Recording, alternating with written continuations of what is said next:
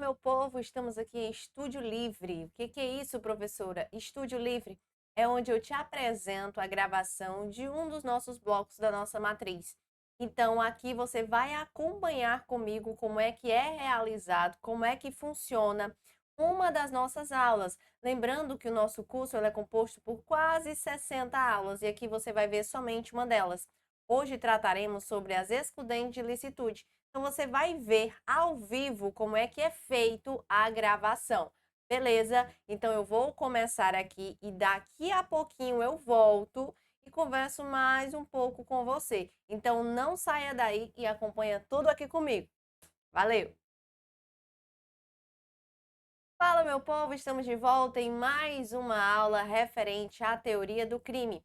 E o assunto de hoje será excludente de ilicitude. Então, você vai acompanhar aqui comigo todas as excludentes de ilicitude, tudo aquilo que você precisa levar para a sua prova. E, ó, só lembrando, você já acompanhou várias regras referentes à teoria do crime, você já sabe que um crime é composto por fato típico, ilícito e culpável. Você já viu todos os elementos que compõem o fato típico e sabe também que se faltar qualquer um deles, eu não posso ter crime. Eu chamo isso de uma conduta atípica. Já na ilicitude, eu estudo as excludentes. O que é isso, professora? Isso quer dizer, na verdade, que se eu tiver qualquer uma delas, basta uma, eu já não tenho crime.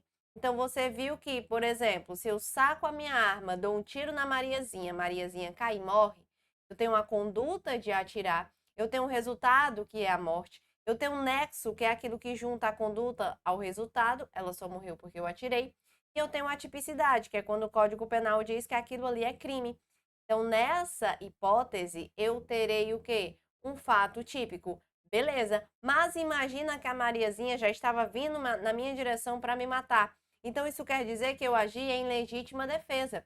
Eu tenho um fato típico, tranquilo, mas esse fato típico não é ilícito. Então, eu nem passo a analisar culpabilidade, porque o crime já para por aí.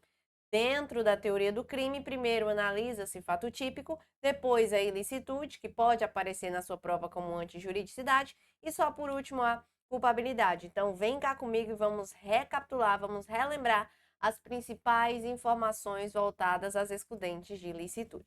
Aqui é o seguinte, antes de te apresentar qualquer uma delas, eu quero te lembrar a respeito de uma teoria bastante cobrada em concursos públicos.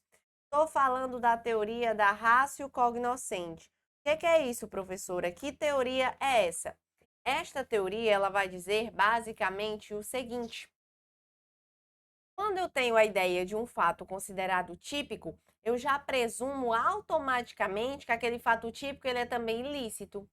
O que isso quer dizer? Isso quer dizer que, se eu tenho conduta, resultado, nexo e tipicidade, eu já vou presumir que aquilo ali também é um ilícito.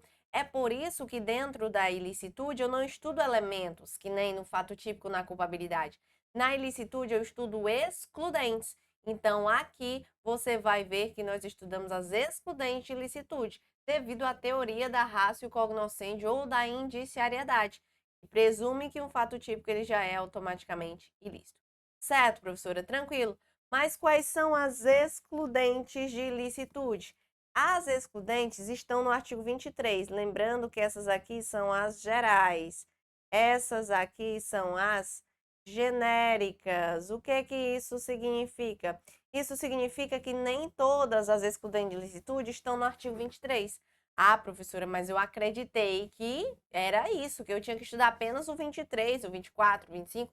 Não, tá certo, tá certo. Você tem que estudar isso aqui que se cai no teu edital, excludente de licitude. Mas eu quero que você saiba que não existem apenas essas. Eu posso ter outras específicas que você não precisa saber quais são. Você apenas precisa saber que elas existem. Então, por exemplo, se eu entro ou permaneço no domicílio de uma pessoa contra a sua vontade, isso é violação de domicílio. Mas o que acontece se ela permite, se ela deixa que eu fique lá ou que eu entre na casa dela? Ainda configura o crime? Não. Então, nesse caso, quando a pessoa dá o seu consentimento, eu afasto o crime. Mas esse é um excludente para este crime. Ah, eu autorizei aqui que Joãozinho me desse um tiro, então ele não vai responder pelo homicídio, é isso? Não. Então, existem determinadas condutas que afastam crimes específicos. Então, existem excludentes que são para determinadas situações. Você não precisa levar para a sua prova essas situações, você precisa saber que elas existem. Então, caiu o excludente de licitude, estuda o artigo 23 e os subsequentes que falam desse tema. Tranquilo? Só saiba que elas não são as únicas, elas são as gerais, elas são as genéricas aplicadas para toda e qualquer situação. Pois bem, então quais são as excludentes de licitude? Lembra que eu te falei ao longo do nosso estudo que quando o examinador ele quer afastar o fato típico ou a ilicitude, ele usa o termo não haverá crime, pois olha aqui a comprovação. E quando ele quer afastar a culpabilidade, ele usa o termo agente será isento de pena. Muito bem, bora lá. Não há crime quando o agente pratica o fato. Então, aqui nós teremos 4 excludentes: o estado de necessidade, a legítima defesa, o estrito cumprimento do dever legal e o exercício regular do direito. Parágrafo único também é importante. Não se preocupa que irei esquematizar e usar exemplos para ti. Parágrafo único fala que o agente, em qualquer das hipóteses deste artigo, responderá pelo excesso doloso ou culposo.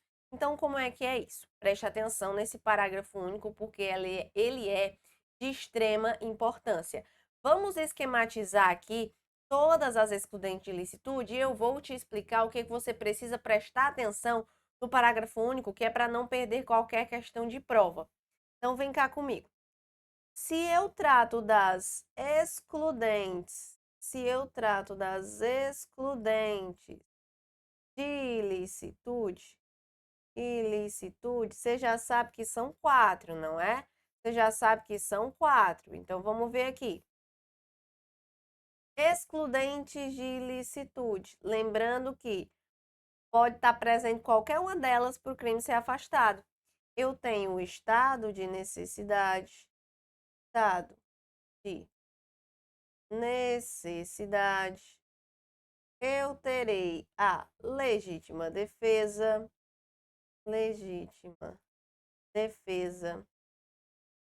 Teremos também o exercício regular do direito, exercício regular do direito. E, por último, o estrito cumprimento do dever legal. Então, essas são as genéricas, estrito cumprimento do dever legal. Essas são as genéricas. E olha o que é que o parágrafo único vai dizer.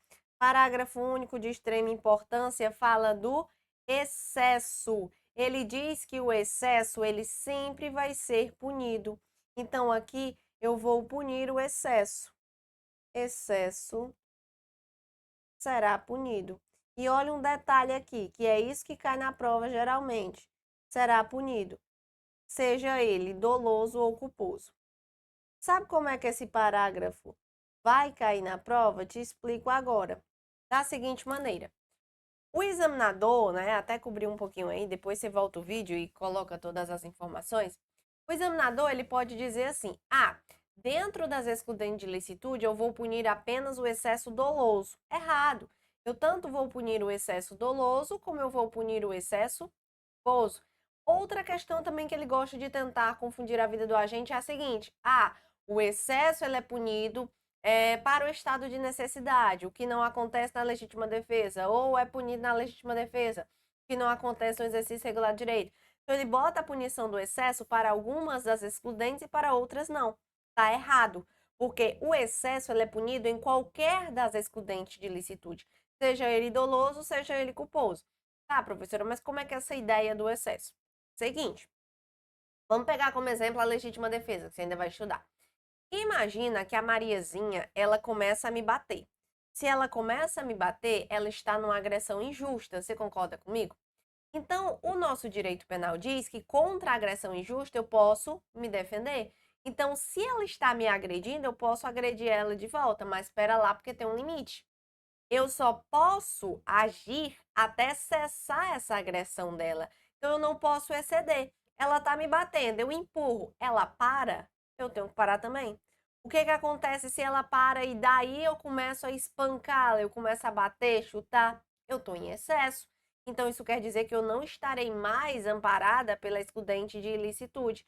Quer dizer que eu, com certeza, responderei pelo crime, porque o excesso ele é culposo, tanto na forma dolosa como na forma culposa. Então, nesse caso, eu não estarei amparada por uma excludente de ilicitude, não. Eu responderei pelo crime.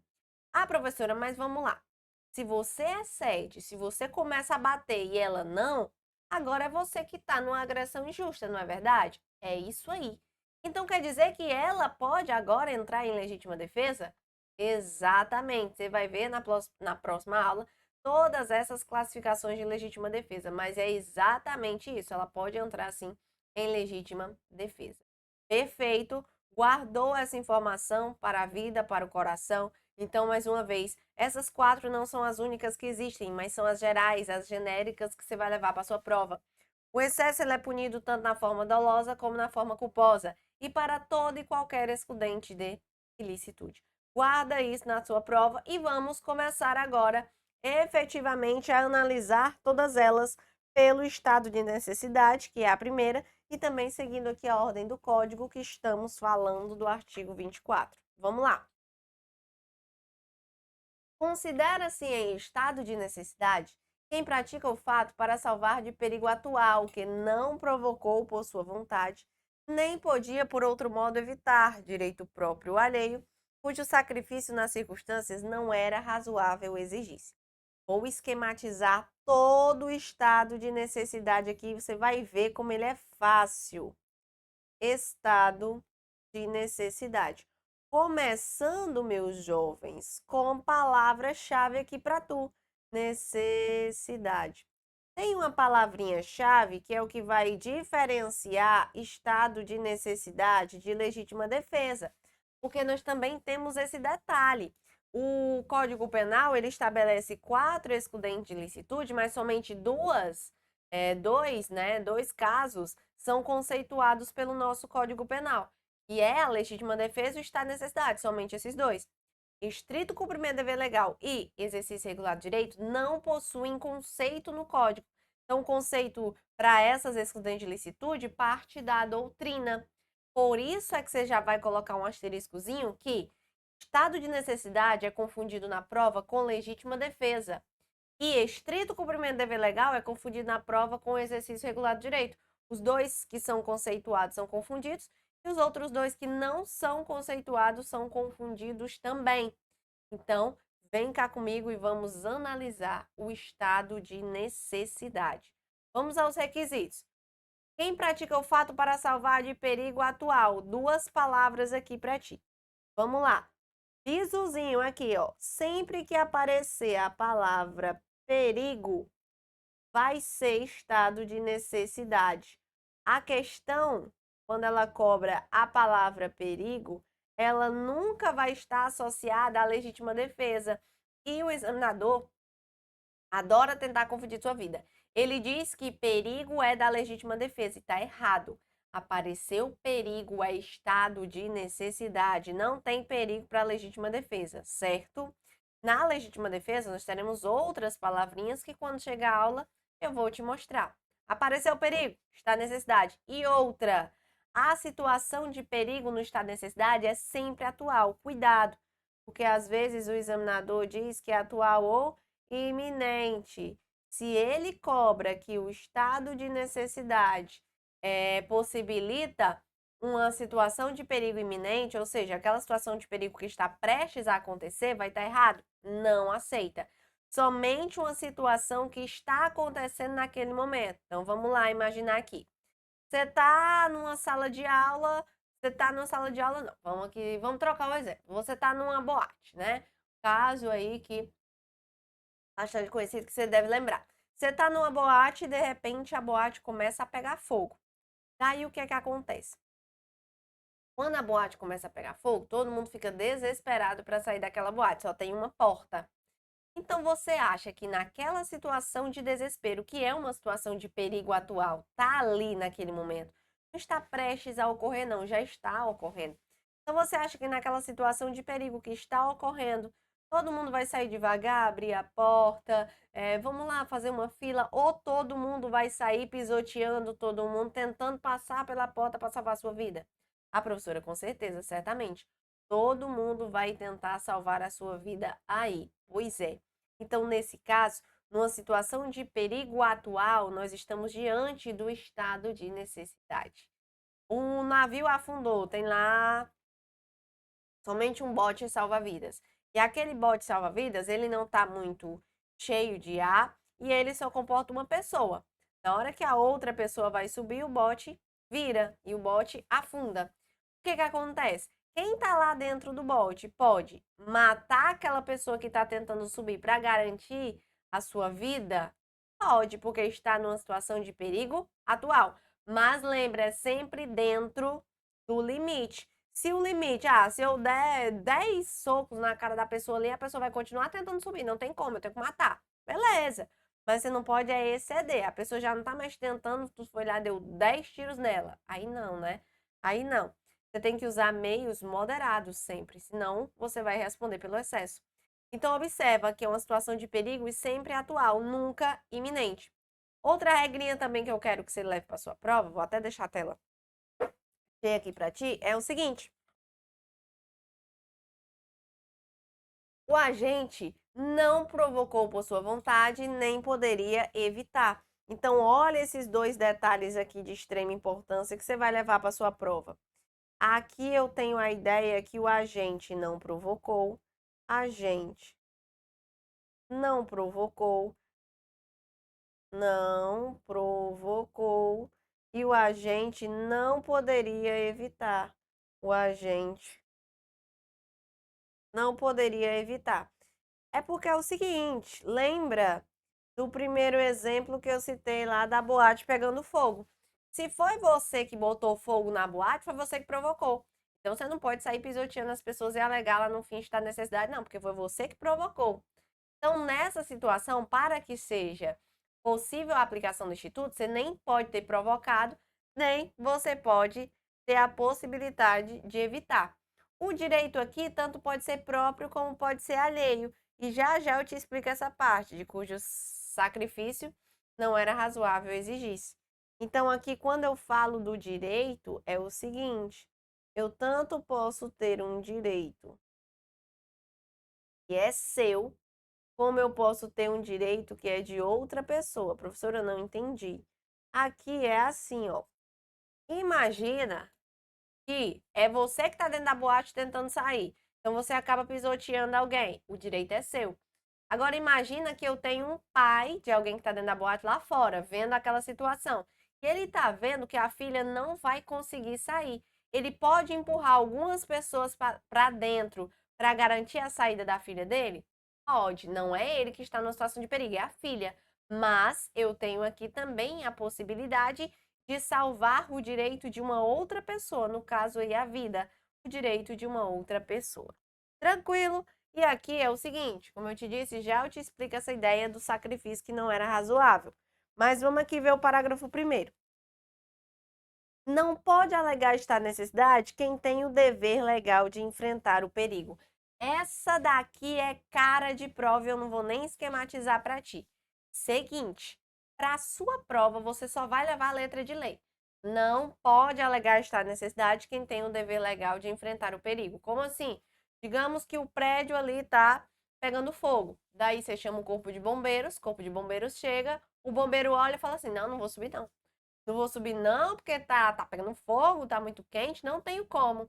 Não tenho como apagar esse fogo, então ele está se omitindo. Ele pode falar, ó, não tenho como porque eu vou estar numa situação de perigo aí, né? Tô numa situação de perigo atual.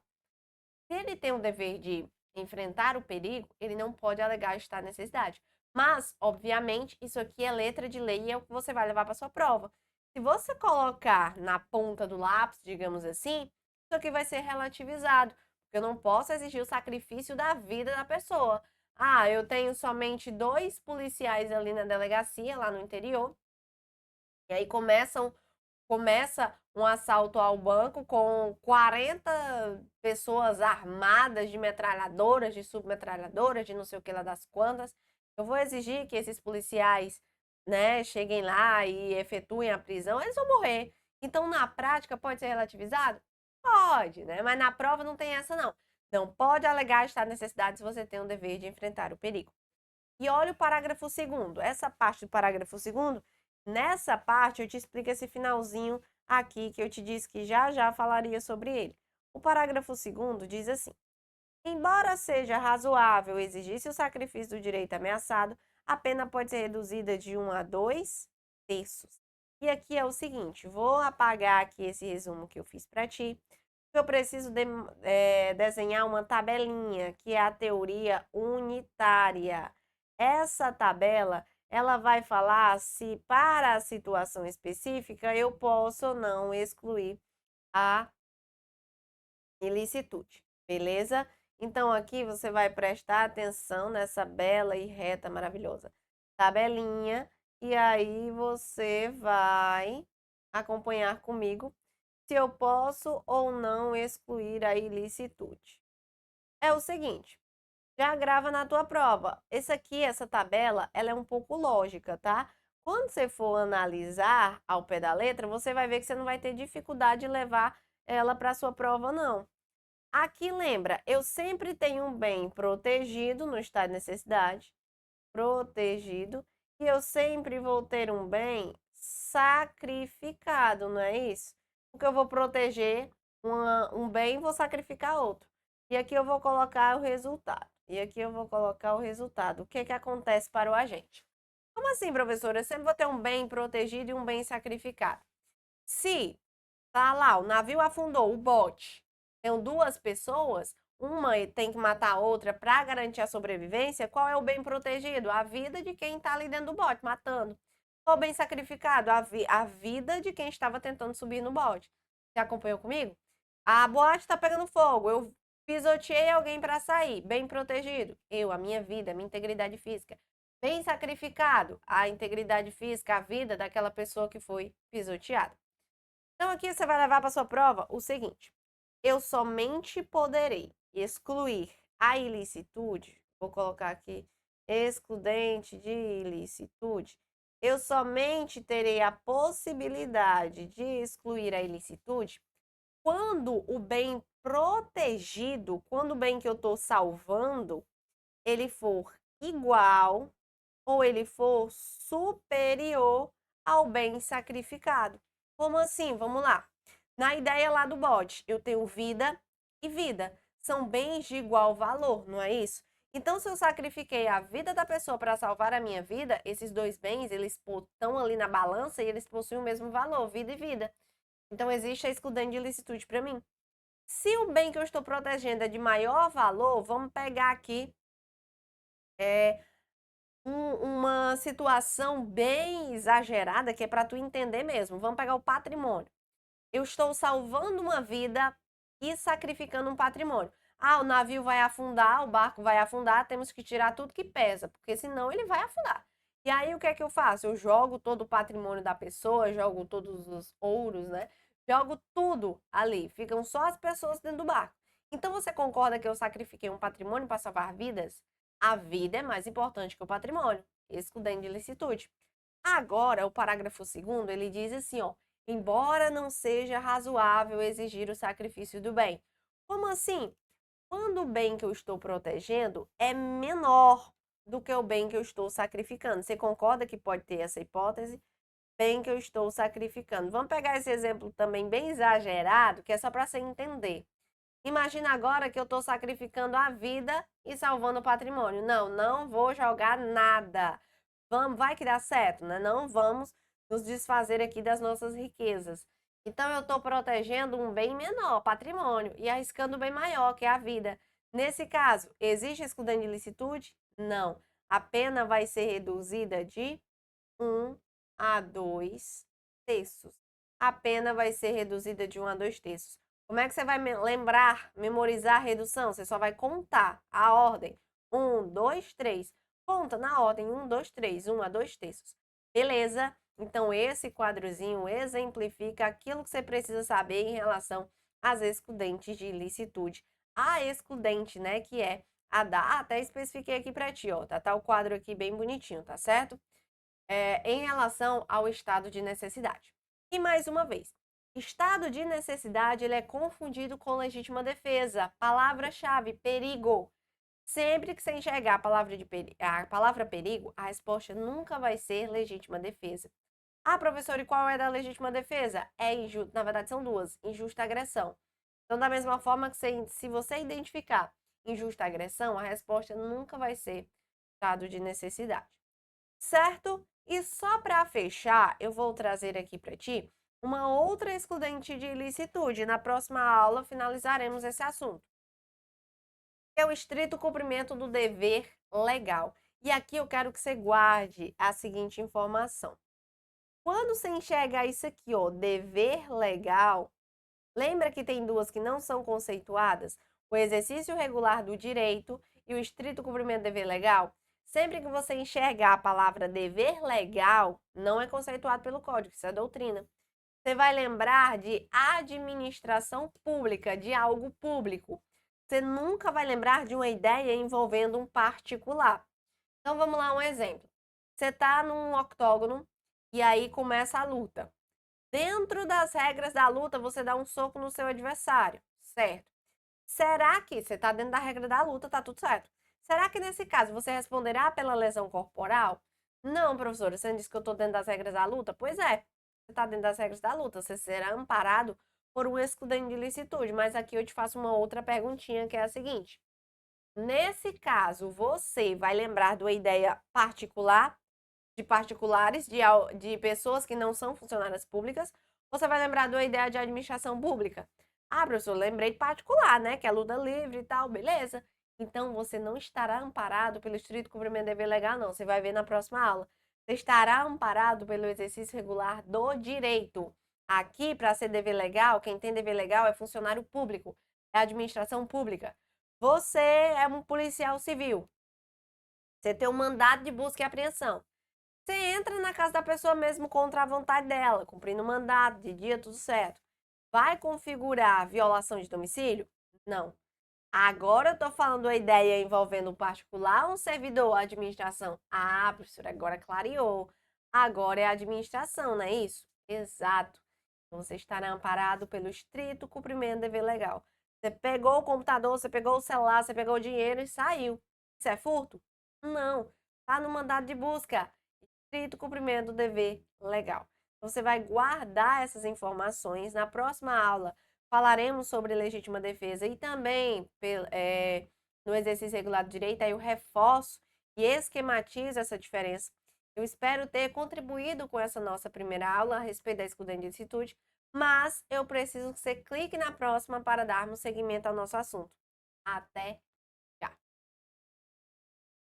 Muito bem, meu povo, cortou, voltei. Então, como eu te disse, essa é a gravação, estúdio livre aqui para ti. Essa é a gravação de um de nossos blocos da nossa matriz de direito penal. Lancei para você direito penal completo. Você vai ter acesso por 2 anos a essa matriz, tá certo? Você vai ter acesso por 2 anos a essa matriz com todo o assunto de direito penal. Ah, professora, eu estou estudando para polícia, dá certo? Dá. Estou estudando para tribunal, dá certo? Dá. Todo concurso que cair em direito penal, você vai ter acesso a aulas gravadas, esquematizadas, desse jeito aqui. Material de apoio em PDF, material, esse esqueminha aqui que eu utilizo em aula, você também vai ter acesso, certo? Além também de você, se quiser participar do nosso grupo VIP, com questões, com outros materiais, com lives, certo? Tranquilo? Então, é isso. Estamos encerrando a nossa aula por aqui. Eu espero que você tenha gostado um pouquinho do nosso produto. E, ó, não esquece de deixar o like, não esquece de se inscrever no nosso canal. E até a próxima. Valeu!